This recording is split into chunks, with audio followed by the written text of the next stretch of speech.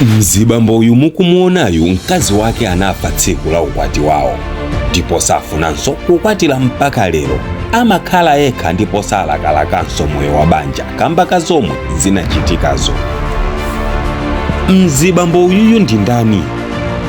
Ndi chani chinachitisa kuti mkazi wake afe pa tsiku la ukwatiwo?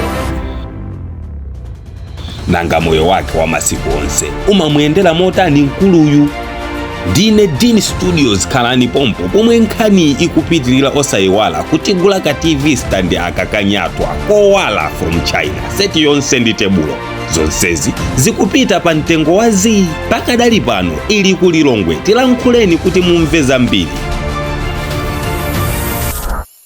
Mzibamboyu dzina lake ndi Joseph Mata, kuchokera ku Tanzania. Joseph anabadwa zabwinobwino muja momwe tonse timabadwira nkumakula. Zonse zinali zabwino pa moyo wake.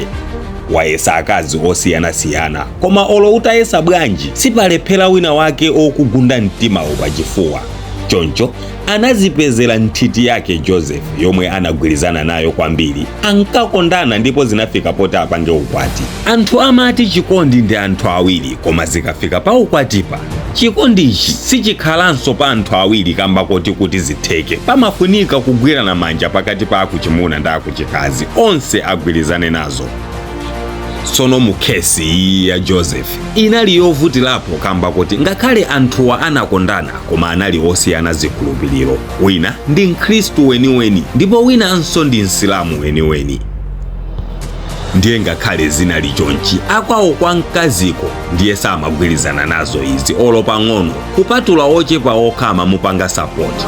Kuchimuna zinali zabwinobwino nkumakonzekera pa tsiku la ukwatiro, ndipo onse ankaoneka okondwera tinyimbo ta ukwati pakamwapa ndi nthungululu.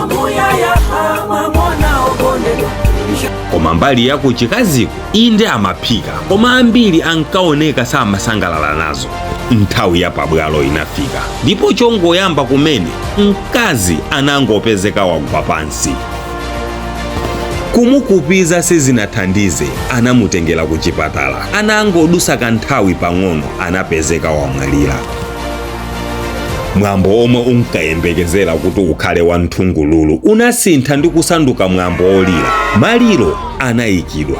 Panadusa masiku ndipo Joseph zinamutengera nthawi kuti azitolere. Maka ukaluza okondedwa wako zimakhala zinthu zovuta kuti ubwererenso mu line ya life yako. Mboni yayikulu ndine pano. Komano poti life ino ndiyomagwa nkuzuka, uzitolera nkumapita. Joseph pakutha pa nthawi anazitolera, koma anapanga chiganizo chosakwatiranso. Kuchokera chaka cha 2012 chomwe izizi zinachitika, Joseph sanakwatirebe mpaka lero kamba kuti kufa kwa mkazi wake kunali ndi manong'onong'o ochuluka. Anthu ochuluka amaperekera maumboni oti mkaziyo ati makolo ake anamuthirira poison mu chokudya chomwe anadya tsiku la ukwatiro, kamba kuti samagwirizana nazo zokwatirana ndi munthu yemwe sali wa mpingo umodzi. Joseph ati samamvesesa mpaka lero kuti ndi makolo anji oti mpaka kupha mwana wawo yemwe kamba kodana ndi mwana obala ena.